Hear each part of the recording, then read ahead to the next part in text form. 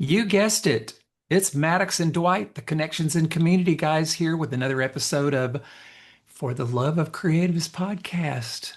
So today we are welcoming our guest, Nouman Gaafar. Did I pronounce that right? Yes, it is. I mean, this is the pronunciation of the English name, but my actual name is Arabic and it's difficult for people to remember. Is That's why my actual name in Arabic is Nu'man. The vowel, the sounds come from from down here, which is that letter. English language doesn't have it, so the version of it is Numan, which is easier. So, We because if only they have that cannot pronounce it, as Nouman Gaafar, yes. we only have that when we have a bad sore throat. So Newman, tell us a little bit, because we've been around you a few times, but we don't know very much about you. We've seen some of your art, and I think we met you just at a art show somewhere. We were at Well, one of the. I believe it was when you were being featured at Pencil and Paper. That's true. That's true. I met you there too. I remember that. And I Yes, spoke to you specifically the way that I spoke to you in like a lens. Uh, Yes. my and, memory's and not as tight and as I met you. Newman's. I met you again at DHB also gallery. Yes, Yeah. Yes, yes, yes, yes, we've been in each other's presence many yes. times. Well, tell us and our audience a little bit about, in a couple of minutes, who you are and what you're about. Thank you. I'm I I born in Sudan, and I had my undergrad in Sudan, and then I left the country. I went to Ethiopia after I graduated from Sudan, and I seek political asylum there, and I came to United States and resettlement program as a refugee through the UNHCR. And when I came to the US, uh, my art kind of, shifted to more of representing, my feeling and thought at that time, and having a multicultural that was present in my art, like this duality of like being a refugee, feeling of exiled and displaced, and that feeling of migration, and being a refugee. So that also was reflected on my art. But my journey as an artist started, from Sudan, and and I've been out of the country more than half of my life, and so even that now is like the idea of belonging, where to belong to Sudan or United States, that came to crash down when I realize now, like that's not viable no more. I mean, at the end of the day, always, I don't want to put myself like on one place, because that life would put me in, like to be on these two different places, living in between these two cultures. So now I operate from that perspective of just as a human being, you know. But I did my MA and MFA here and United States, and I think my art now is a reflection of my journey as an artist. This is totally. That's intense. I can't imagine how it is to walk through that, uh, being a refugee and being able to move forward. And I mean, you've accomplished quite a bit when I can't imagine just how dark it might have been at points in the past. It was difficult. I mean, it is difficult, like coming to a different culture. You don't speak the language, and you try to adapt to, and even the system even doesn't help you to, like, to assimilate like easily, and this, it's always you feeling you're being outcast. Even when I was like in Sudan, like I wasn't feeling like I belong, to that, the system. Like you feel like you don't belong to the culture, like fully, It's like that feeling of like always being outcast, and that it get bigger even when I came to United States, and that's always became, part of me, which is on the past, the way I used to deal with it, like to compromise. It's like in many ways, which is reflected like, in uh, uh, people pleasing, or, just to be belong to community, or like, to have that, which is like now I let go all of those, which is the project that, you guys saw, you know, uh, saw part of it at Pencil on Paper when I featured there. It's Project Balance, Love and Peace, which is my current state of being, which is, it came as a result of like letting go of a lot of limiting beliefs that, kind of boxed me and made me like, you know, compromise many, but now, as when moving forward, living as more of a human being, not belonging to any, geolocation, that may give me more freedom, and more peace itself. Plus, the project that I'm still working on, it has that ability to, you know uh, uh, uh, to heal those, issues with me, and through the process, and it's ongoing, it's ongoing, journey. I struggle a lot also in the past for many issues, and this project it helped me a lot, actually, the I love, process mainly. yeah, I love the way that you described how that compromise kept you kind of imprisoned in a little bit, but you were your own jailer. You found your own freedom through your art and reaching out to the arts community, it sounds like. Definitely, yes, definitely, and one of the things that, on the past, more being more of like, just focusing on the creativity itself, and I wasn't talking much about the creativity itself and the process and stuff. I always focus on the aspect of mastering the craft of the art itself than speaking about it and the message of it, and now, and I'm in a place that, I wanna be able to talk about it, share it, and, exhibit it. Yeah, which is, it opens a conversation, and It's an important thing. If there's one thing that we have learned through all of our conversations that we've had on this podcast is it really, you can have absolutely fabulous art, and it's not enough to just put your art out there. You have to put yourself out there as well. You and know, that part of the things that I struggled with too, like, this images, it's like I always felt if I, worked on the craft side of it, which master it, it will speak out for itself, not me seen, I always shied away from being seen. That part of, being, you know because visual art, the creativity itself, it happen in isolation, in that solitude. You have to, that's what I believe personally too. To create, you have to isolate yourself. I don't create when there is a noise around me, and that also protect me from like, this idea of like, I don't I don't like to be like, put on the front. I work very well, through my life in the background, because I can mobilize a whole school.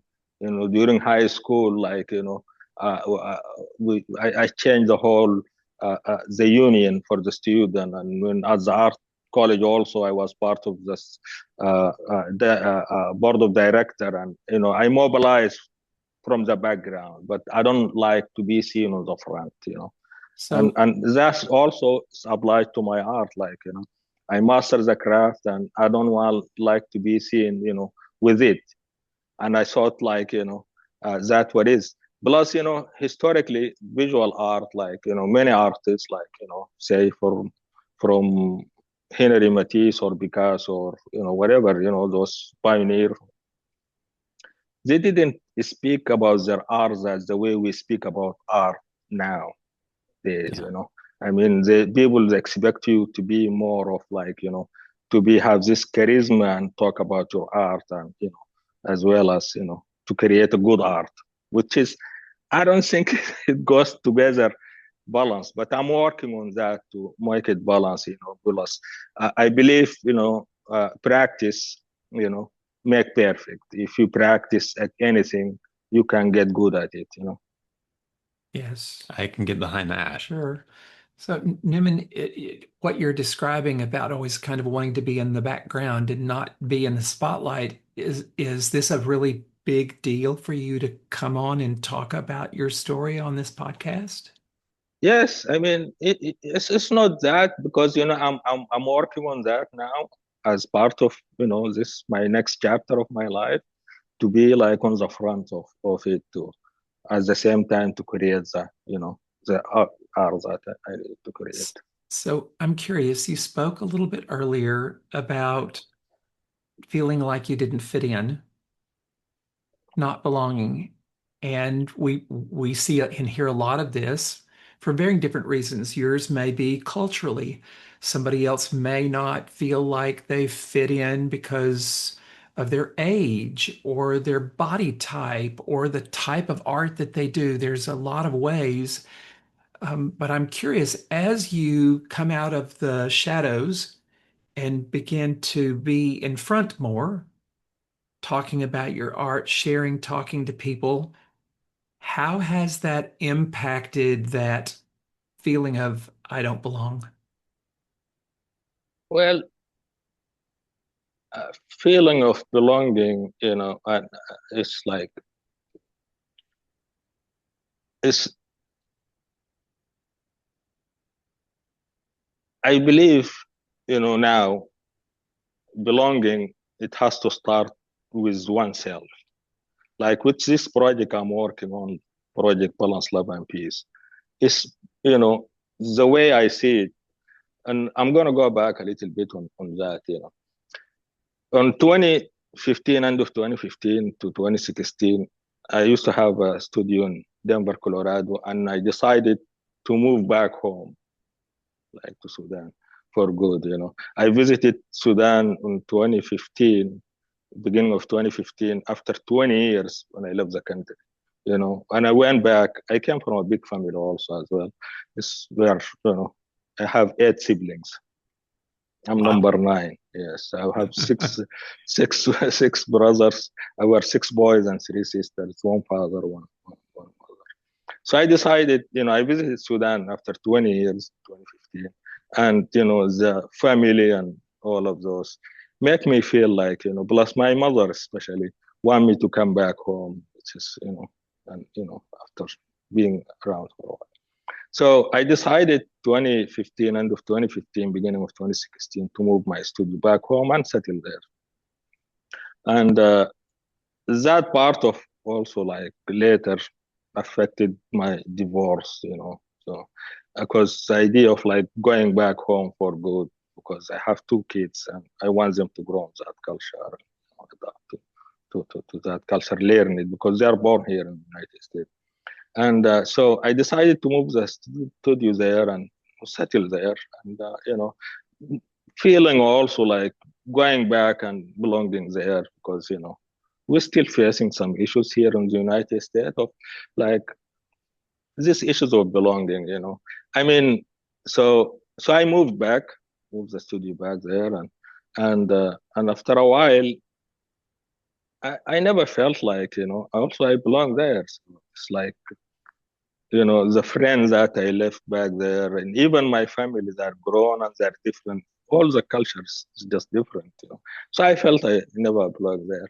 But however, I decided to stay there, and then I came back after, like, for economic reason. I came back on end of 2019 when COVID hits, and many things that overlapped, and I was like, then I had my awakening,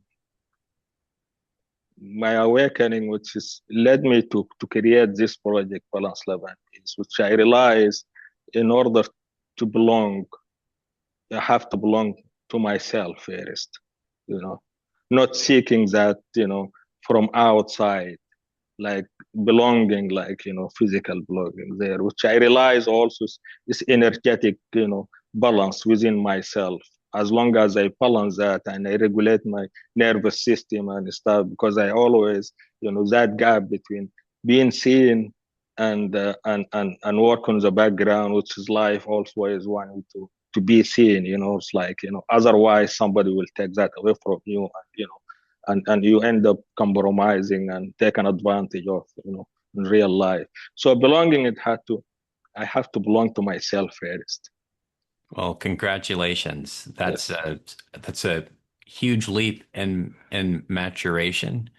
I know a lot of people they'll live out their lives looking for that stamp of approval and trying to measure up and trying to find everything out there when they need to love themselves inside first. And my goodness. Yeah, belonging is a massive life milestone because some people never reach it. They live out their lives and never feel like they belong.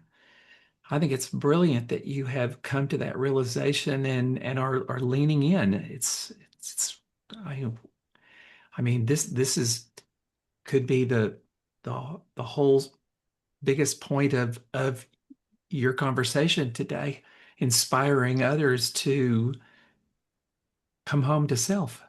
exactly. And that's also is belonging is self-love. You have to love yourself. Like, don't just give it away to, it's like, you know, to other to take take it away from you. I mean, and that also comes with boundaries and comes with a lot of, you know, practice. You have to add to it. So this whole journey of a project that I'm creating now, Balance, Love, and Peace, is it's more of that balance of this energy, yin and yang, and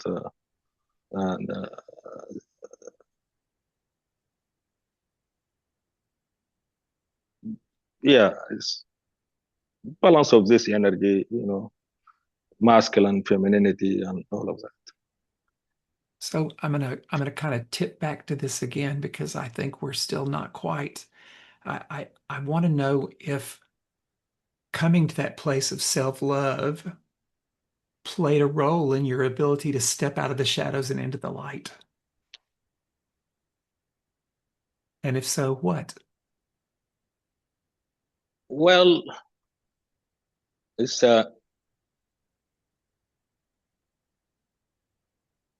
I always found solace on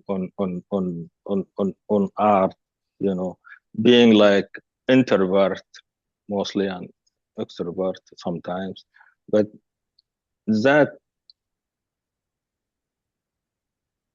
is like self love and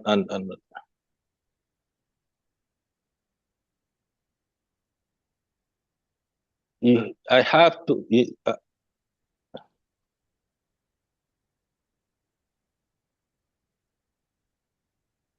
I have to love myself as who I am as a person. And the idea of, I don't know how to describe it, but it's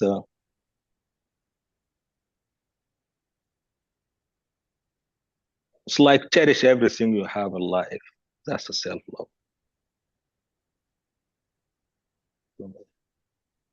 Yeah.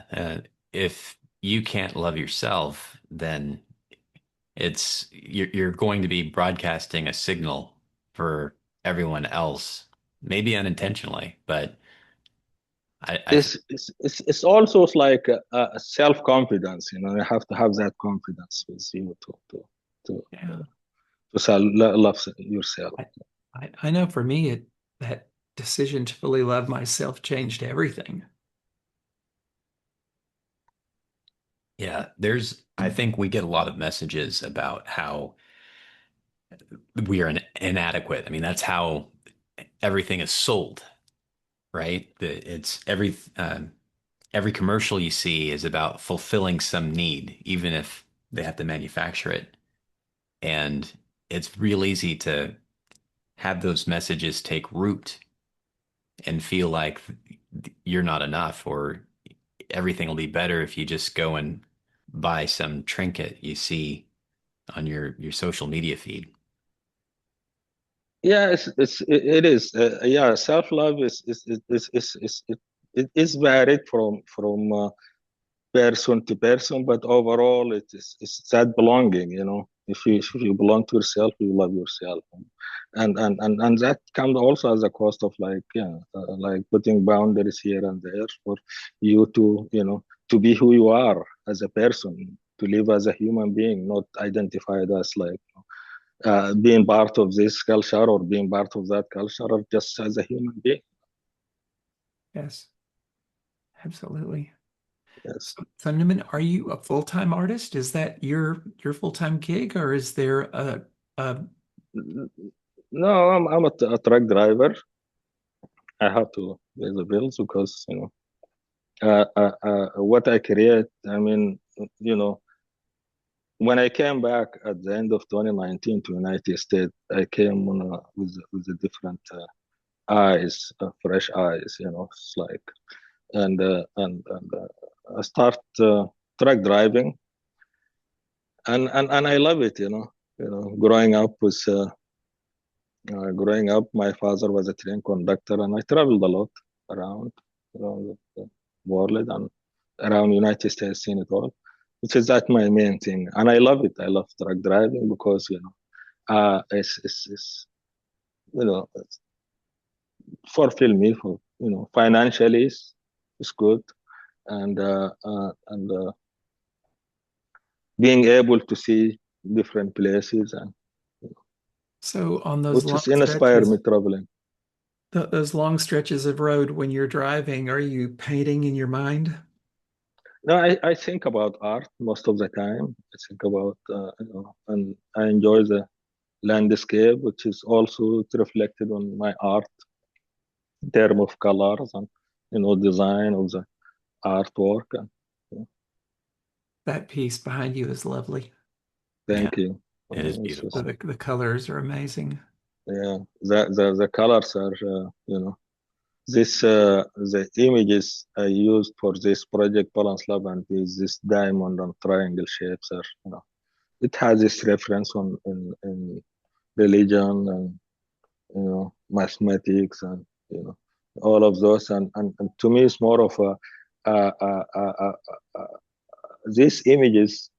I always find myself I had to defend what I is, you know because being an immigrant always like this being seen as less, in many ways, and discriminated against and stuff like that. And that part of it also, like always, we try to belong, like to try to prove ourselves, like we are not this, we are that, and stuff. So the image that I create is this. It has that reference on religion and spirituality, which is everything is energy. I believe so. Its color even has their energies and the whole weight of, memories as well, and so and that's also influenced by landscape and many factors. Abstraction is not representational art. That's why it's charged with many factors to it. And these images, it allows me to execute this project in, visually and conceptually. And that's very important to match, you know, the visual have to match the concept. Otherwise, for me, I believe it will be weaker. It has to be visually very interesting to capture the viewer.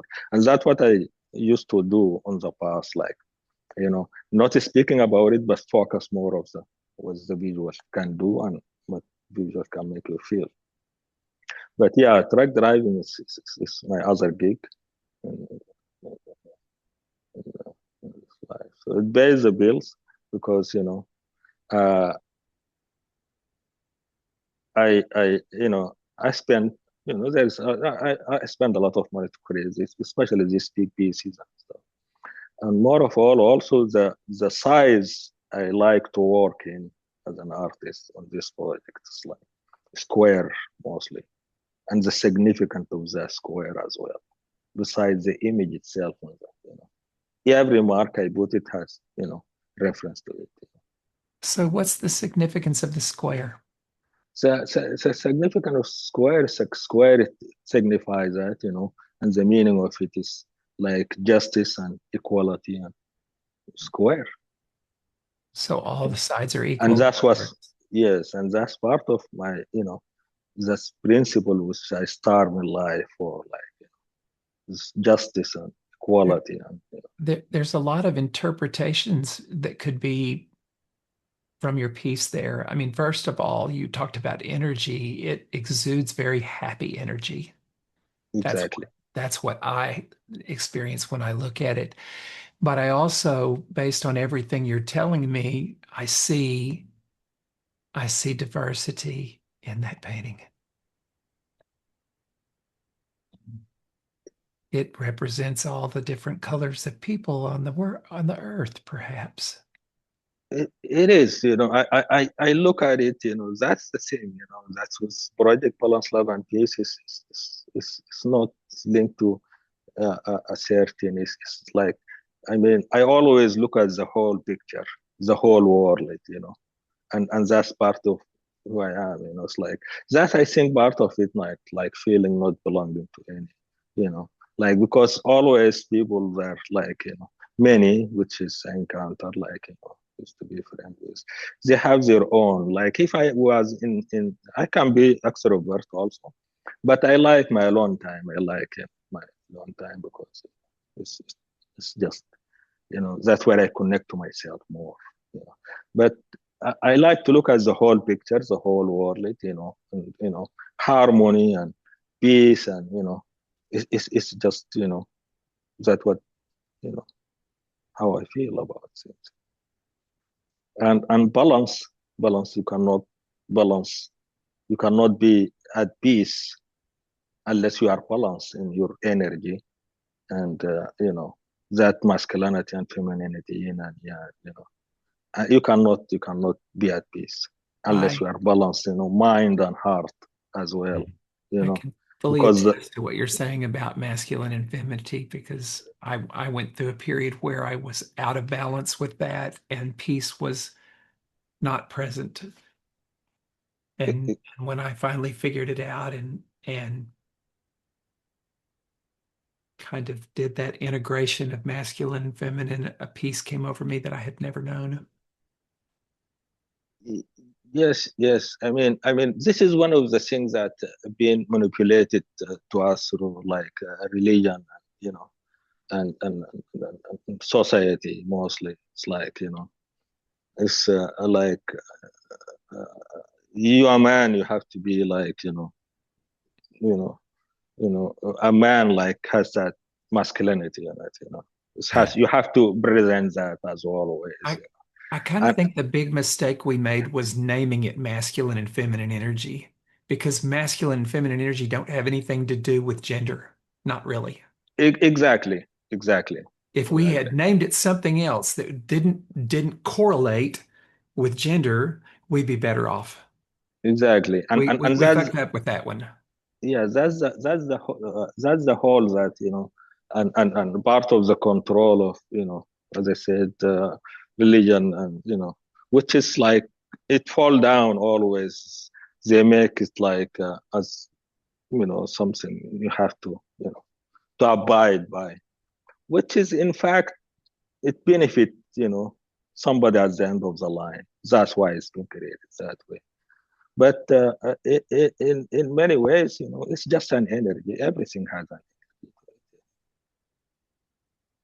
Yes, energy. everything has energy, and we can only see the corner of the piece, but I I can pick up on beyond the square as we're looking at the the various uh, triangles. It's like some of them look like they might actually be emitting light.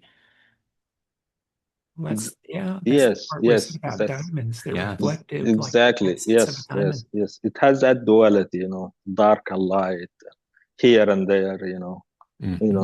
and all of that, like being here in the United States and always thinking about back home.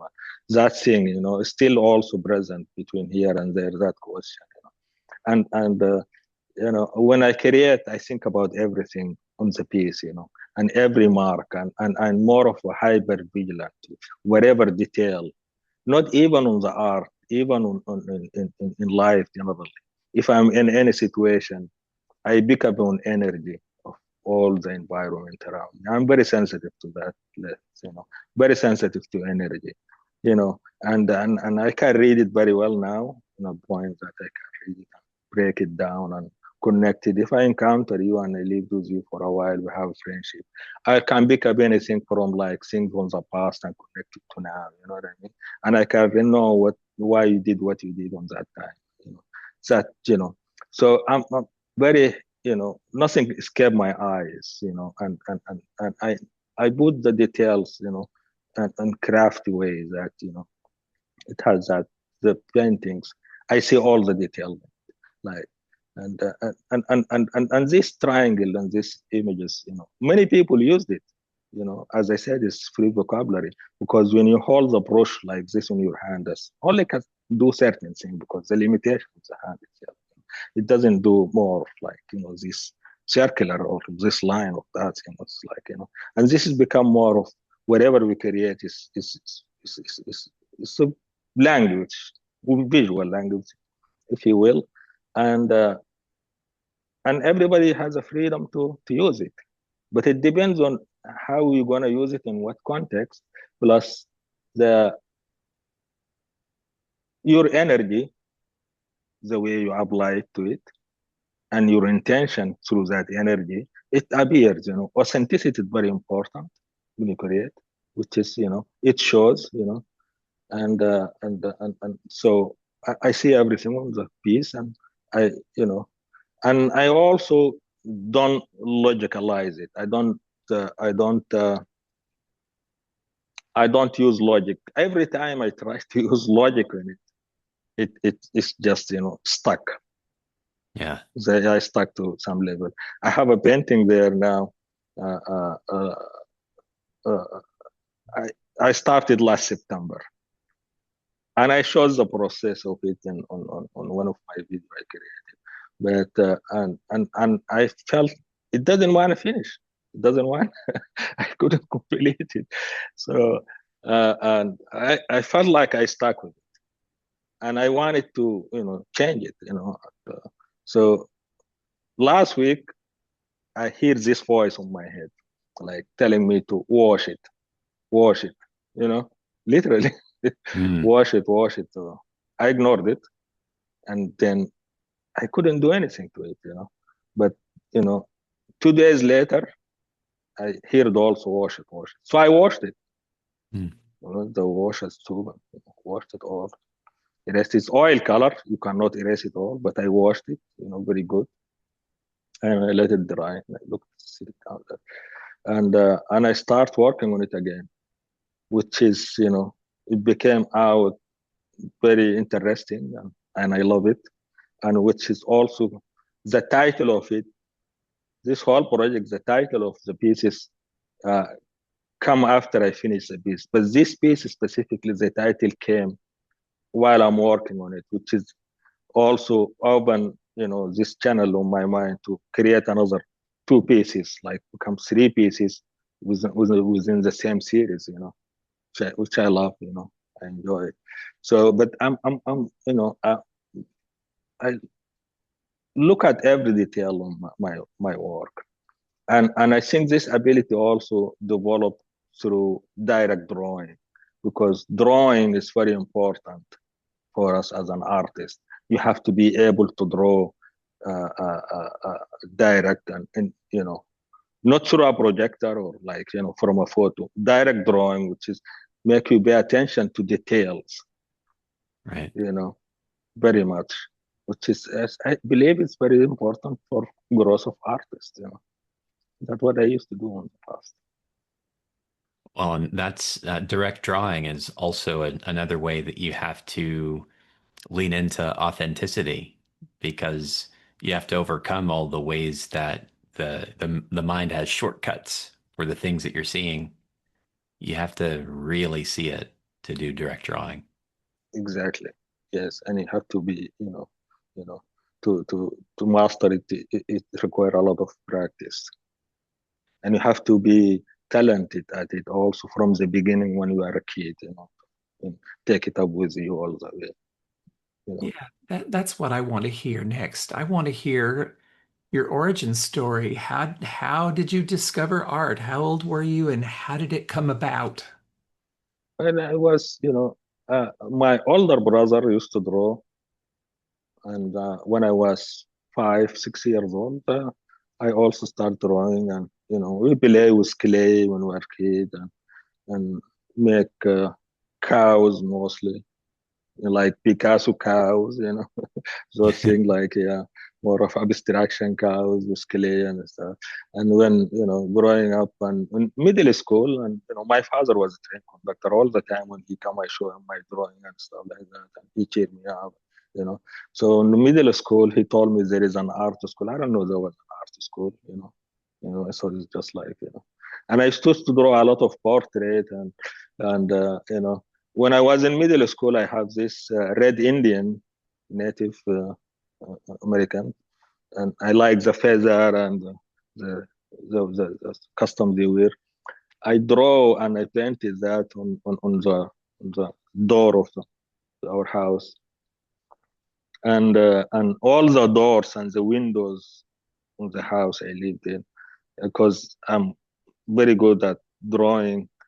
They always, when they come to renovate, every year or stuff, like I am the one who does the paint for those windows and the doors on the rooms. So, and it has this light blue color, which I don't forget. I mean, every time also I put that, you know, that's what I said. Abstraction, it has like many reference to it. It's not like it's charged with one thing. And and I can't talk about it many times, because it's not direct. It's not representational art. So I always paint those doors and the windows. That's the same color, the blue color. So when come middle school, he told me there is an art school you should go to, and I focus on that. When I came to high school, I know where I'm going. You know, so even on to get accepted as the art school in Sudan, you had to pass this test. 3 exams, we call them like ability exams. You had to pass them to get accepted as the art school. And there is some students that with us, they attend this exam like 4 times, 3 times, 6 times, and the age of the art school is like 4 years. So when by the time they got accepted the art school and they repeated the exam for 4 times, 6 times, that make it 8 years. So Mhm. it shows your interest also to become an artist. It's very tough. And the art school was very strong at that time. It was second, ranked second in Africa, and it was always supported and funded by the British colonizers. Mhm. It's one of the good things they did in Sudan. It exposed us to the to the more the academic art of Europe. Wow. Wow. Well, Yeah, tell but us. art always like I was interested to be an artist since I was a kid. Yeah. Amazing. You've talked about working mostly in isolation. Does community play a role in your art and your creative life? It was, I mean, till recently. I mean, even when I came back, when I questioned even me coming back to Texas, because I used to live here 20 some years ago. Then I moved to Colorado and then went back home and went to Egypt and I lived in Qatar and all of that. But when I came back, I was about to be part of this community again, which is part of like to be part of the community and share your art with them and stuff. And what I have, like my recent experience was like, I don't want to call it, I don't want to go involved in that, but it made me feel like it's better off for me to create my own gallery, number one, and to keep going and working in my project. Yeah, community is important. I enjoyed what is 10 days ago, last week's 2 weeks, the Dallas Art Fair, and I do. Community is important, but in my career, I create in in isolation because that's what's happened. Exactly. I don't create while there is voices. Yeah. I don't create for like uh, uh, I mean to hustle and sell it in that meaning. You know because Sure. I believe it. It's my calling. You know it's my calling and I create it. And whenever it's sold, it will be a plus. I don't confine you know to make art that people buy it. I don't. My intention wasn't to just sell it. You know. Right. Yeah. Yeah, you don't make the art to eat. You make it because that's what your heart really desires. Exactly. Exactly. Right. So Newman, we talk a lot on this podcast about becoming. And sometimes it's hard to enter in that conversation for the future, but it's easier in the past. You tell a story of seeking asylum, and I'm assuming because it was not safe at that time. Yes. Uh, when I graduated from Sudan, I'm a sculptor. Sculpture. Sculpture itself, in regard to Islamic religion, is seen as like something that forbidden, or look at it as like anti-Islamic learnings. And when we were a student at the art school over there, the Islamists, the previous government took over in 89. I graduated at end of 1994 to 1995. So when this Islamists took over, many times, you were working on this figure in the sculpture department, and you go to lunch and you come back and somebody break it down. And not that it used to be a lot of statues around around the art school, because the art school was part of the Sudan University. It's like many colleges there to engineering and accounting. So every time you go out for lunch or stuff, come back to the studio and you find somebody broke what you were doing. Because those statues are around the art of the art school, somebody came early morning and destroyed all of them, life size, sometimes bigger than life size. So they wanted to erase that generally. But it wasn't safe. And it wasn't safe, and we've been arrested and punished, and when any protest on anything, not that time even. When I went back home in 2016, 2018, a revolution came to oust them out, and I also been arrested there in one of the protests and been tortured for like 2 days on detention, Oh my and goodness. American passport taken from me, my wallet, and all of that. I've You've been, tortured, been sitting on the ground with stone for like hours, my back, and they beat us like, it's you just, you you've been through a lot, you know. this is this is 2018, it's not like that's long ago. Yeah, the migrations and you've got 3 degrees. You've lived a lot of life. I'm curious to know, I mean, that's some tough stuff you had to go through. Who did you have to become? And I'm talking about the stuff inside, who did you have to become to get from point A before that all happened through all that? Well, it's I become now more of a human being than I look at everything. I have that feeling within me. It's always come to belonging to myself, and the decision I made as a human being. You know, I mean, now, yes, I born in Sudan, and I'm living here, but I refuse to be categorized as you are part of that or part of this. I'm just a human being on this, and this also gave me that shield or make me feel like I don't need any noise outside of that. As just a human, I'm just a human being, you know. And when I realize that I'm a human being, I have to live from this perspective only as a human being, you know. That's relieves a lot from me because I know everything and I can connect everything to everything. So I don't want to bother myself with this negativity going here or thinking about this because the whole system of this whole world, I believe Earth is very abundant, it's fully abundant, but this chaos is always systematic and arranged by greedy and stuff, people like uh, uh, greedy, they don't want things to be fair in life because they benefited from it.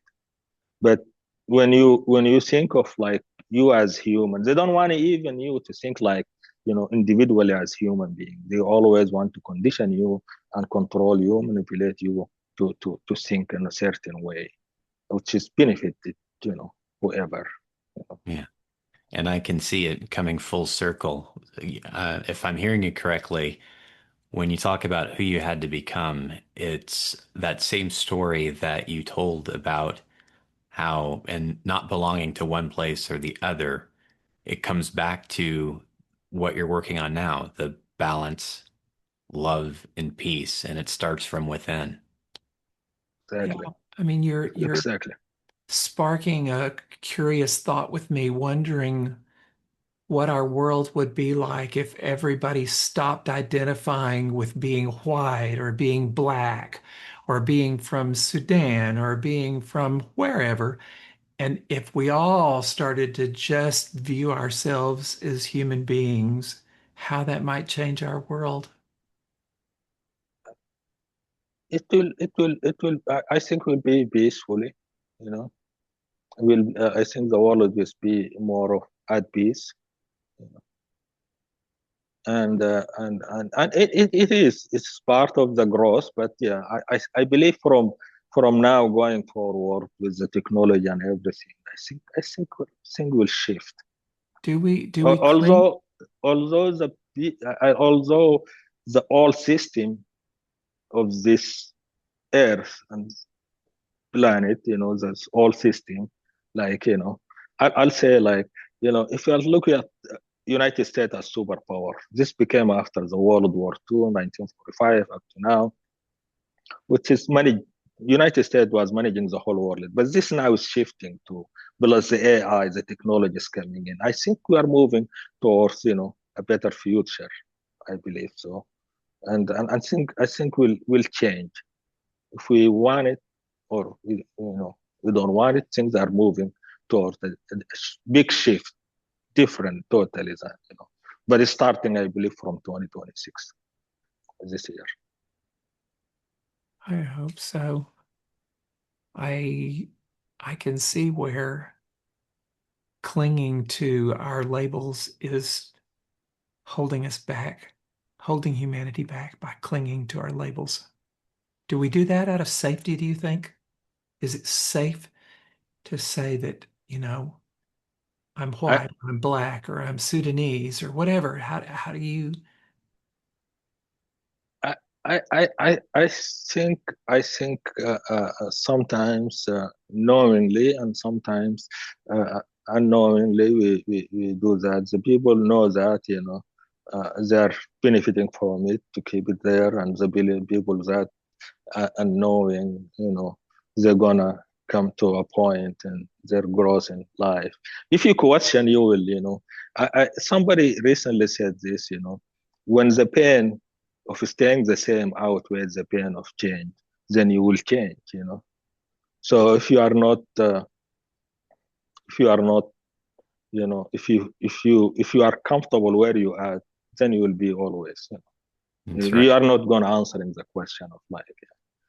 And but I think I hope so. People will, But this technology is creating, a lot of that enlightenment. Yeah, deep subject. Yeah. I Well, love it. and I know that we're all empowered to make the future that we want to see. I think where we run off the rails is a lot of the a lot of the people and the entities that have money and power benefit from keeping people confused, busy, distracted, and uh, ruminating in a sense of despair, thinking that there's nothing they can do about their circumstances. But I agree with AI and other tools, there's the possibility for people to do things that would have been would have required a lot more resources, a lot more in times past than if they just apply some their will and think creatively about what it is that they want to create. Well, as I said, I mean, if you comfortable where you are and you're not questioning, you know, and you clinging to this all this thing, which is shifting now. This whole thing is shifting. You will be still back there thinking the same on this grinding, machine, and you will stuck there for a while. And but I mean, the whole indication, pointing at things are changing, no doubt, because economy, you know, is a core factor on this economy. When economy change, that will shake this comfortability you living in, and then you know then you will start adding, thinking, thinking. Mhm. Yeah, Interesting. but you will be awakened one way or another, to That's some right. level. Yeah, awakening is different, varied from person to person. It's like life is not. There is not one way you should live life, and there is not one way also you should heal. You know, there is no, No one way to standard. grieve. You're right. Yeah. Everybody Yeah, does it in their own way, on their own terms. exactly, exactly. And going back to, like, that isolation, helped me a lot to hear, to go in with myself and to hear my voice, and listening to myself more, Yes. and what I wanted to do. And I'm in this juncture on my life of this state of being. It's like I just want to create more art, you know, create more art. And I think it's art is like this visual art I'm creating. It's you language is limited to it, because it's human experience, my experience in life, which is, as I said, is many factors. So, and I just wanted to be, to be seen and out there, and that's what I wanted to do. Yeah. And what you share with your art allows you to touch people in ways that uh, allow you to hold the floor even when you're not in the room. yes, it's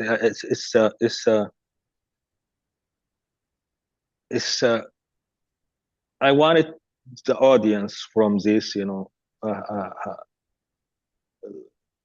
gives them that, you know, questioning and it's the what they see, and it makes them feel like, gives them that positive vibe, energy, like of it. Yes. Yeah, because even if I spoke about it, and try to communicate it, why create all these details in here and there to them, they will never, they can just get an access to the piece, but they will never fully see and experience the process of it. Yeah. Because for me, the process more of important, than you know than the outcome of it, like the finishing. Although it's good for the audience, but for me, as I finish the painting, my mission here is like it's done. You know what I mean? But what's important for me is the process itself, because it helped me heal, and it helped me, uh, questioning here and there, and all those things, in the process, from you know I love adding and subtracting, and Newman. Thank you for sharing that. I think that's something that all creatives and artists need to hear. That the important part's not the finished piece. The important part's the process Yeah, you gotta fall in love with the process. and what it teaches us along the way. So, as a final question, what's next for you? well, as far as this project, Balance, Love, and Peace, is still series I'm working on, and it will come a moment to, I'm sure, but it's evolving. I'm ever evolving, always. I believe so, going forward, and it might shift, but it will shift in this direction, because I was sitting on representing, dealing with those issues, confronting them on my art, through my art, you know, those issues of belonging, or being refugee or displaced, or like, being not accepted in places, on, you know, even when I was doing my MA and MFA, I wasn't speaking that language, which is led me also to hate the language at that time, because some of it was part of it, like, socially you feel like you don't belong, and some, you get bullied for it sometimes and made fun of because you don't speak the language of it, and those things I used to confront it on my art. But now I was like at peace with it. It's like, as long as I see the way that's coming towards me, I don't have any, other expectation, except I will give it, a smile. You know what I mean? And, maneuver. But on the past, I was like, more of confronting those issues, and it was, it's obvious, on my art, and I would love to do is like to speak about those also, and like, more on places, uh, find more proper, it's like I can do a representation about that, what I used to do in the past, and how it's linked all the way to where I am now, and moving forward, it was very much anxious, and it will be more interesting, I believe so. And when this come to an end, it will switch, because I'm a creative person, and I always think about creativity, and I think it has messages more than, it's art, visual art. It has more to offer than other form of art in its own way, because it's linked to feelings and seeing. Yes. Yes. I love that. Yeah. Well, and I think it speaks volumes about how far you've come to no longer be so tender, so triggered as to give anything a response, but to rise above it and to lean into just creating. Correct. That's And everything you've said leads me to believe that art has been a big part of your healing and growth. yes, yes. I believe art heals. Yes, yes. Yes, That's a process itself, and it's been also being used in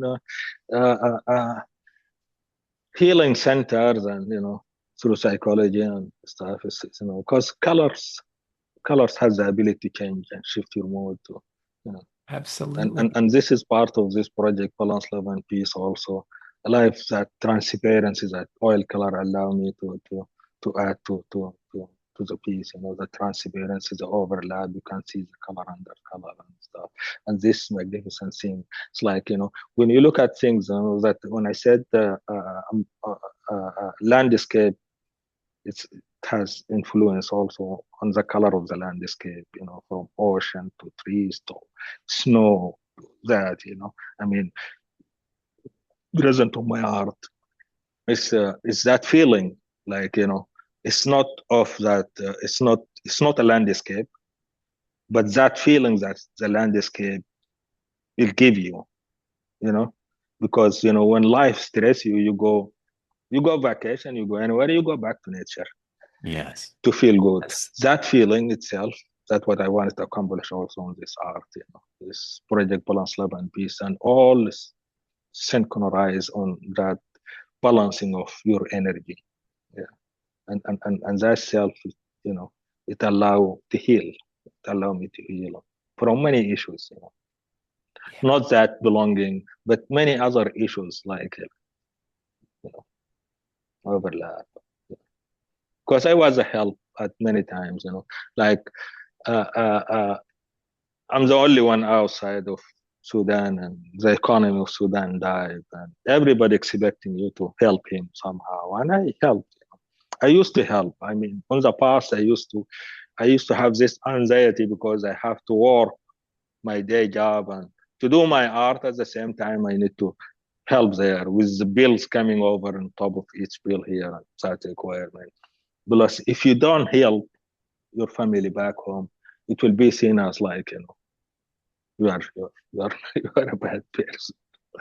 So yeah, so you have to so those things I let them go, because now I help, because uh, uh, uh, uh, uh, that was on top of coming on top of me. It's like add more to my stress, add more to my anxiety in life. yeah. Then So you were, I have yeah, it sounds you like burn out. they Mhm. had you pouring from an empty cup.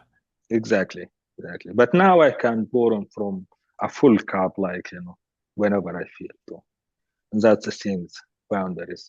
I used to have a larger social circle also when I moved to the studio here, and we used to have parties and stuff like that. But when, you know, I'll say from 2022, because this healing journey is still ongoing, and I believe I'm doing very good nowadays. It's like ongoing journey. It's not one line. It's not gonna end. It's always growing. Yes, yes, yes. So yeah, so I minimize my social circle, and even if I didn't do that, I wouldn't be creating this project. Since now I have a lot of pieces and I enjoy it and more, in sync with it. It's like, And thank you very much. It's been an amazing conversation. Thank you. Thank you appreciate for you sharing with guys us and having me. our audience. You dropped some real wisdom bombs.